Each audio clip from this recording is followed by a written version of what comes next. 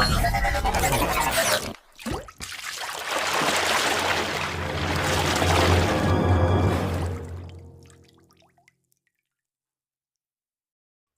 everybody, AEC, English for Science, Part 1, MG University. So today in this paper, we are going to discuss the chapter Homecoming. Homecoming is a beautiful short story written by Rabindranath Tagore. Who is Rabindranath Tagore? The great renowned Indian writer. വളരെ പ്രശസ്തനായ Indian എഴുത്തുകാരിൽ ഒരാളാണ് രവീന്ദ്രനാഥ് ടാഗോർ. അദ്ദേഹത്തിൻ്റെ ഏറ്റവും important ആയുള്ള work Geethanjali Nobel പ്രൈസിന് അർഹമായിട്ടുണ്ട്. So അദ്ദേഹം എഴുതിയിട്ടുള്ള കഥകളിൽ വളരെ മനോഹരമായുള്ള ഒരു ഷോർട്ട് സ്റ്റോറിയാണ് നമുക്ക് ഈ പഠിക്കാനുള്ള ചാപ്റ്റർ. ആദ്യത്തെ ചാപ്റ്റർ, അതിൻ്റെ പേരാണ് ഹോം കമ്മിങ്. ഇനി ഈ കഥയിലേക്ക് വരുന്ന സമയത്ത് ഈ ഒരു സ്റ്റോറിയുടെ ഹെഡിങ് അനർത്ഥമാക്കുന്നത് പോലെ തന്നെ home coming, it tells about the importance of home, house. വീടിൻ്റെ ഒരു പ്രാധാന്യം വിളിച്ചോതുന്ന, അതിൻ്റെ ഒരു ഇമ്പോർട്ടൻസ് വിളിച്ചോതുന്ന, ഫാമിലി, വീട്, ഇതിൻ്റെയൊക്കെ ഒരു പ്രാധാന്യം, അതിനെക്കുറിച്ച് സംസാരിക്കുന്ന വളരെ മനോഹരമായ ഒരു ചെറുകഥയാണ് ഹോം കമ്മിങ്. ഇതിലുള്ള കഥാപാത്രത്തിൻ്റെ ഇമ്പോർട്ടൻ്റ് ആയുള്ള കഥാപാത്രത്തിൻ്റെ പേരെന്ന് പറയുന്നത് ഫാറ്റിക് ചക്രവർത്തി. സോ അദ്ദേഹം കൊൽക്കത്തയിലേക്ക് പോകുന്നതും അദ്ദേഹത്തെ വീട്ടിൽ നിന്നും വിട്ടു നിൽക്കുന്നതും അതിൻ്റെ ഒരു ഗൃഹാതുരത്വം, ഐസൊലേഷൻ, ലോൺലിനെസ്, ഇതൊക്കെ വളരെ ഭംഗിയായിട്ട് ചിത്രീകരിക്കുന്ന, ഡെപ്പിക്റ്റ് ചെയ്യുന്ന ഒരു സ്റ്റോറി കൂടിയാണ് ഹോം കമ്മിങ് എന്ന് പറയുന്നത്. ഇനി എന്തൊക്കെയാണ് ഈ ഒരു കഥയിൽ പറയുന്നത്, എങ്ങനെയൊക്കെയാണ് പറയുന്നത് തുടങ്ങിയ കാര്യങ്ങൾ നമുക്ക് ഡിസ്കസ് ചെയ്യാം. So now first let's discuss the chapter. Okay, now let's discuss the summary points of the chapter. See, as an introduction, The Homecoming is a short story by Rabindranath Tagore. It tells the tragic story of Fatik Chakravarti, a village boy who longs for love, freedom and home. അപ്പോൾ home coming എന്ന് പറയുന്നത് ഒരു ചെറിയ കഥയാണ്. രവീന്ദ്രനാഥ് ടാഗോർ എഴുതിയിട്ടുള്ള ഒരു കുഞ്ഞ് സ്റ്റോറിയാണ്. ഈ കഥ മുന്നോട്ട് വയ്ക്കുന്നത്, അല്ലെങ്കിൽ ഈ കഥ പറയുന്നത്, it tells the tragic story of ഫാറ്റിക് ചക്രവർത്തി. ഇപ്പോൾ ഫാറ്റിക് ചക്രവർത്തി എന്ന് പറയുന്ന ഒരു പയ്യൻ്റെ, ഒരു ബാലൻ്റെ ഒരു ട്രാജിക് സ്റ്റോറിയാണ് ഈ കഥയിൽ പറയുന്നത്. ഒരു വില്ലേജ് ബോയ് ആയിരുന്നു, who longs for love, freedom and home. സ്നേഹത്തിനു വേണ്ടി കൊതിച്ച, ഫ്രീഡത്തിനു വേണ്ടി കൊതിച്ച, വീടിനു വേണ്ടി കൊതിച്ച ഒരു ബാലൻ്റെ കഥ. The story explores themes of childhood, family, loneliness, love and homesickness. So ഈ കഥ മുന്നോട്ട് വയ്ക്കുന്ന ചില തീംസുകൾ എന്ന് പറയുന്നത് ഫാമിലി, അതുപോലെ തന്നെ ലോൺലിനെസ്, ലവ്, ഹോം സിക്നെസ് തുടങ്ങിയ തീമുകളാണ് ഈ കഥ മുന്നോട്ട് വയ്ക്കുന്നത്. ഇനി നമുക്ക് കഥയിലേക്ക് ഇറങ്ങി ചെല്ലുന്ന സമയത്ത് ഫാറ്റിക് ദ മിസ്ചീവിയസ് ബോയ്, ഒരുപാട് കുസൃതി തരങ്ങളൊക്കെ നിറഞ്ഞ ഒരു ബാലനായിരുന്നു Phatik. Phatik is the leader of the village boys. അപ്പോൾ അവൻ്റെ ആ ഒരു കുഞ്ഞ് ഗ്രാമത്തിലെ, ആ വില്ലേജിലുള്ള കുഞ്ഞ് കുട്ടിക്കൂട്ടങ്ങളുടെ ഒരു നേതാവായിരുന്നു അവൻ. He is playful, adventurous and often gets into mischief. വളരെ അഡ്വഞ്ചറസ് ആയിട്ട് ഒരുപാട് ഗെയിമുകളും കാര്യങ്ങളൊക്കെ ചെയ്യുന്ന, ഓടിച്ചാടി കളിച്ച് നടക്കുന്ന, കുസൃതി തരങ്ങളും വികൃതി തരങ്ങളും ഒക്കെ ആയിട്ട് നടക്കുന്ന ഒരു ബാലൻ. One day he plans to roll away a heavy log laying by the river side. ഒരിക്കൽ റിവർ സൈഡിൽ വെച്ചിട്ട് ഒരു വലിയൊരു ഹെവി ആയിട്ടുള്ളൊരു ലോഗ്, തടിക്കഷ്ണം അവന് ഉരുട്ടുകയാണ്. Fight with Makhan. Makhan Phatik's younger brother. Makhan എന്ന് പറയുന്നത് ഈ ഫറ്റിക്കിൻ്റെ യങ്ങർ ബ്രദറാണ്. അവരുമായിട്ടൊരു ദിവസം അന്ന് അവിടെ ആ റിവർ സൈഡിൽ വെച്ച് വഴക്കുണ്ടാവുകയാണ്. Sits on the log to stop the boys. അപ്പോൾ ഈ മക്കാൻ എന്ന് പറയുന്നത് അവൻ എന്ത് ചെയ്യുകയാണ്, ഈ ഒരു വലിയ തടിക്കഷ്ണത്തിൻ്റെ മുകളിൽ അങ്ങ് കയറി ഇരുന്നു. അപ്പോൾ മറ്റുള്ളവർക്ക്, പയ്യന്മാർക്ക് ഇത് ഉരുട്ടാനായിട്ട് കഴിഞ്ഞില്ല. Phatik orders the boys to roll the log with Makhan still sitting on it. പക്ഷേ ഇത് ഉരുട്ടാൻ സമ്മതിക്കാതെ മക്കാൻ അതിന് മുകളിൽ കയറിയിരുന്ന സമയത്ത് ഫറ്റിക് പറഞ്ഞു, ബോയ്സിനോട് പറഞ്ഞു, ഉരുട്ടാനായിട്ട് പറയുന്നു, അത് റോൾ ചെയ്യാനായിട്ട് പറയുന്നു. അത് റോൾ ചെയ്യുന്നു. അങ്ങനെ അവൻ വീഴുകയാണ് അതിൽ. Makhan falls, gets hurt and later fights with Phatik. അങ്ങനെ ഇവർ രണ്ടുപേരും തമ്മിലൊരു ഫൈറ്റ്, ഒരു വഴക്ക്, അവിടുന്ന് ഒരു കശപിശ അവിടുന്ന് ഉണ്ടാവുന്നു. Their mother believes Makan and scolds Fatik without listening to him. അപ്പോൾ അമ്മയുടെ അടുത്ത് ഈ പരാതി എത്തുന്ന സമയത്ത് അമ്മ മക്കാനെ പൂർണ്ണമായും വിശ്വസിക്കുകയും അവൻ്റെ അടുത്ത് യാതൊരു തെറ്റുമില്ല എന്നുള്ള രീതിയിൽ അവനെ പൂർണ്ണമായിട്ടും വിശ്വസിക്കുകയും ഫറ്റിക്കിനെ വഴക്ക് പറയുകയും ചെയ്യുന്നുണ്ട്. ഫറ്റിക്ക് പറയുന്നത് എന്താണെന്ന് കേൾക്കുക പോലും അവർ ചെയ്യുന്നില്ല. Arrival of Bishamber. A stranger arrives who is revealed to be Bishamber, Fatik's maternal uncle. കഥയിലേക്ക് ഒരു പുതിയ കഥാപാത്രം വരുന്നു. അദ്ദേഹത്തിൻ്റെ പേര് ബിഷാംബർ, ഫത്തിക്കിൻ്റെ മെറ്റേണൽ അങ്കിളാണ്. He has come from Calcutta after many years. ഒരുപാട് വർഷങ്ങൾക്ക് ശേഷം കൽക്കട്ടയിൽ നിന്നും വരികയാണ് അയാൾ. Seeing Phatik's troublesome nature, Bishambar offers to take him to Calcutta for education. അപ്പോൾ ഫെറ്റിക്കിൻ്റെ ഈ ട്രബിൾസം ആയിട്ടുള്ള ഈ ഒരു പ്രകൃതി, ഈ ഒരു നേച്ചറൊക്കെ കണ്ടപ്പോൾ വിശാംബർ ഇവൻ്റെ അമ്മയോട് പറയാണ്, ഞാൻ ഇവനെ കൽക്കട്ടയിലേക്ക് കൊണ്ടുപോയിക്കോളാം, അവന് നല്ല എഡ്യൂക്കേഷനും ബെറ്റർ ആയിട്ടുള്ള എഡ്യൂക്കേഷനും കാര്യങ്ങളൊക്കെ ഞാൻ കൊടുത്തോളാം എന്ന് പറയുകയാണ്. Journey to Calcutta. Phatik happily agrees. അപ്പോൾ ഫെറ്റിക്കിന് ആദ്യം ഇത് ഭയങ്കര സന്തോഷമായിരുന്നു, കാരണം ഒരു സിറ്റി മാറി പോവുകയാണ്, അല്ലെങ്കിൽ ഒരു വില്ലേജിൽ നിന്നൊരു സിറ്റിയിലേക്ക് പോവുകയാണ്. അപ്പോൾ ആ ഒരു ആംബിയൻസ്, അതല്ലെങ്കിൽ ഒരുപാട് എക്സ്പെക്റ്റേഷൻ ആ കുഞ്ഞു ബാലൻ്റെ മനസ്സിലുണ്ടായിരുന്നു. Phatik happily agrees because he thinks city life will be exciting. അപ്പോൾ സിറ്റി ലൈഫ് എന്ന് പറയുന്നത് വളരെയധികം എക്സൈറ്റ്മെൻ്റ് ആയിരിക്കും അവന് നൽകുക എന്നൊക്കെ അവൻ വിചാരിച്ചു. അവൻ വളരെയധികം ഹാപ്പിയോട് കൂടിയിട്ട് അതിന് അഗ്രി ചെയ്യുകയാണ്. ബിഫോർ ലീവിങ്, പോകുന്നതിന് മുമ്പ്, he gives all his favourite belongings, അവൻ്റെ ഏറ്റവും പ്രിയപ്പെട്ട ബിലോങ്ങിങ്സ്, അതായത് കൈറ്റ്, ഒരു പട്ടമുണ്ട്, പിന്നെ ഒരു ഫിഷിംഗ് റോഡുണ്ട്, മാർബിൾസ്, ഇതൊക്കെ തൻ്റെ അനിയന് മക്കാന് കൊടുക്കുകയാണ്. Life in Calcutta. ഇനി കൽക്കട്ടയിലുള്ള ലൈഫാണ് പറയുന്നത് കഥയിൽ.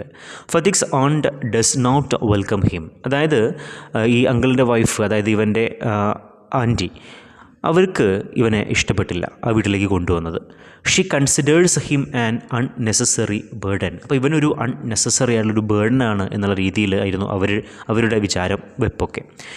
Fatigue feels lonely. പതുക്കെ ഇവനൊരു ലോൺലിനെസ്സും അതുപോലെ തന്നെ നെഗ്ലക്റ്റഡ്, ഇവനെ ഒഴിവാക്കുന്ന പോലത്തെ ഒരു ഫീലും അതുപോലെ തന്നെ ഒരു അൺവാണ്ടഡ് ഫീലൊക്കെ ഇവനിങ്ങനെ തോന്നി തുടങ്ങി. ഡിഫിക്കൽട്ടീസ് അറ്റ് സ്കൂളിലും സ്ഥിതി മോശമായിരുന്നു. He cannot adjust to the new school. പുതിയ സ്കൂളുമായിട്ട് അവൻ അഡ്ജസ്റ്റ് ചെയ്യാനായിട്ട് സാധിച്ചില്ല. He performs poorly in studies. പഠനങ്ങളിലൊക്കെ വളരെയധികം പുറകിലേക്കായി.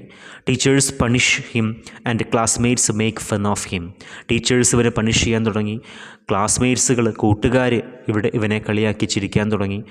Losing his textbook worsens his problems. ഒരിക്കലും ഇവൻ്റെ ടെക്സ്റ്റ് ബുക്കൊക്കെ മിസ്സാവുന്നുണ്ട്. അത് കൂടുതൽ പ്രശ്നങ്ങളെ ഗുരുതരമാക്കി.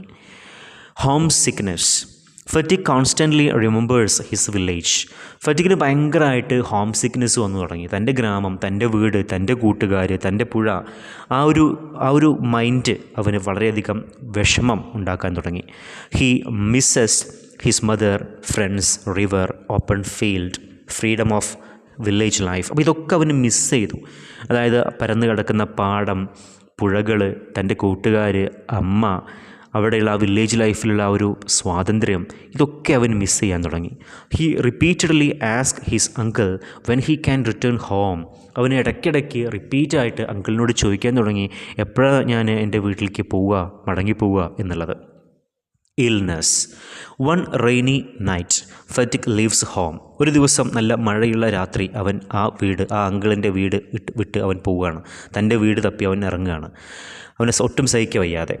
He is later found by the police. പക്ഷേ ഒരു പോലീസ് ഈ പയ്യനെ കാണുന്നു. ട്രെഞ്ചഡ്, ആകെ നനഞ്ഞു കുതിർന്ന് നിൽക്കുന്ന ഈ പയ്യനെ കാണുന്നു.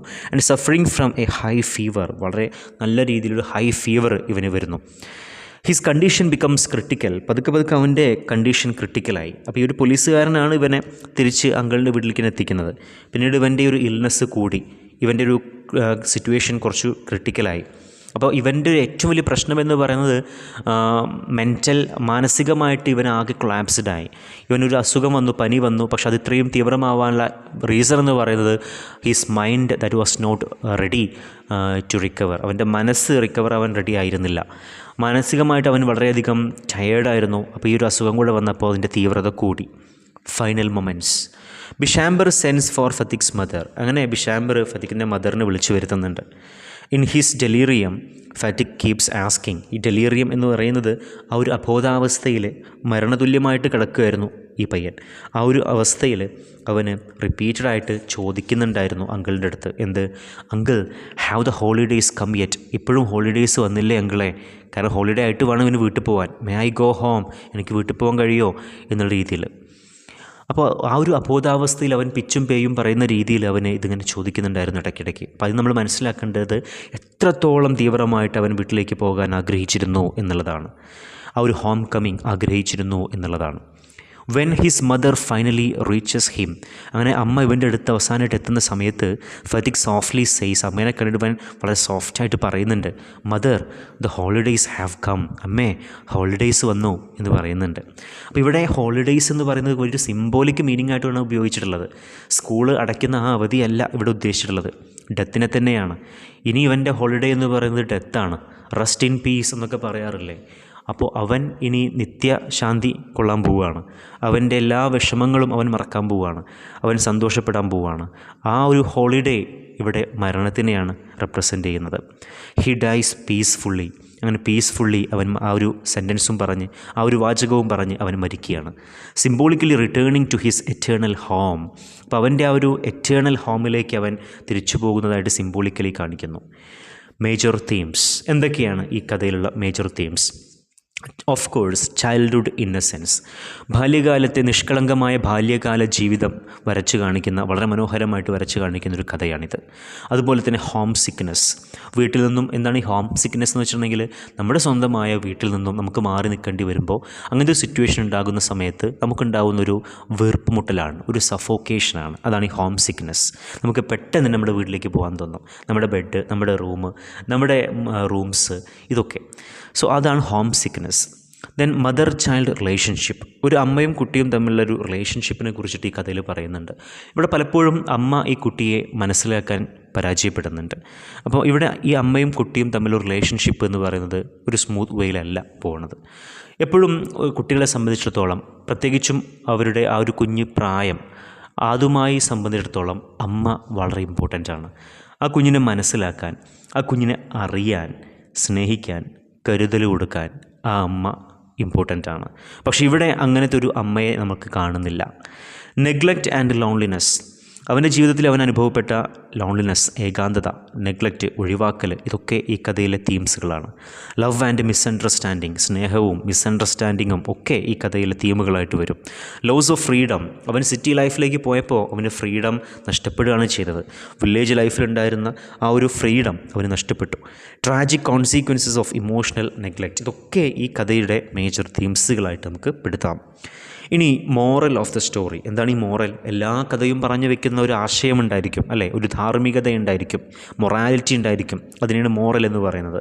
അപ്പോൾ ഈ കഥയിലെ മോറൽ നമ്മൾ നോക്കുമ്പോൾ, ഒന്നാമത്തത് എവറി ചൈൽഡ് നീഡ്സ് ലവ്, എല്ലാ കുട്ടികളും the needs love, understanding and emotional support. അപ്പോൾ കുട്ടികളാണെങ്കിൽ അവർക്ക് സ്നേഹവും കരുതലും അണ്ടർസ്റ്റാൻഡിങ്ങും ഇമോഷണൽ സപ്പോർട്ടും ഒക്കെ കിട്ടണം. അത് കിട്ടിയില്ല എങ്കിൽ they will loss. Next point, harsh treatment and neglect can deeply effect A child's life. ഒരു കുരുന്നിനെ സംബന്ധിച്ചിടത്തോളം, ഒരു കുട്ടിയെ സംബന്ധിച്ചിടത്തോളം നെഗ്ലക്റ്റ്, ലോൺലിനെസ്, അതല്ലെങ്കിൽ ഹാർഷ് ട്രീറ്റ്മെൻറ്റ്, ഇതൊക്കെ അവൻ്റെ മനസ്സിനെ വളരെ നല്ല രീതിയിൽ തന്നെ ആഴത്തിൽ ബാധിക്കും. അതിൻ്റെ ഒരു എക്സാമ്പിളും കൂടിയാണ് ഈ കഥയിലെ കേന്ദ്ര കഥാപാത്രം. Then the last one, we often realize the value of home and family only after being separated from them. നമുക്ക് നമ്മുടെ വീട്, നമ്മുടെ ഫാമിലി, അതൊക്കെ നമുക്ക് മിസ്സ് ചെയ്യുക എപ്പോഴെന്നറിയോ? അത് നഷ്ടപ്പെടുമ്പോഴാണ്. നമ്മൾ പറയാറില്ലേ, നമുക്ക് ഏറ്റവും പ്രിയപ്പെട്ടത് നമ്മൾ കൂടെ ഉണ്ടാവുമ്പോൾ നമുക്ക് അതിൻ്റെ വില അറിയില്ല. പക്ഷേ അത് നമ്മുടെ കയ്യിൽ നിന്നും മിസ്സാവുന്ന സമയത്താണ് അതിൻ്റെ ഒരു വാല്യൂ നമ്മൾ അറിയുക. അപ്പോൾ ഇവിടെ ഈ വീട്, ഫാമിലി, അതിൻ്റെയൊക്കെ ഒരു ഇമ്പോർട്ടൻസ് അത് നഷ്ടപ്പെട്ടപ്പോഴാണ് അവൻ തിരിച്ചറിഞ്ഞത്.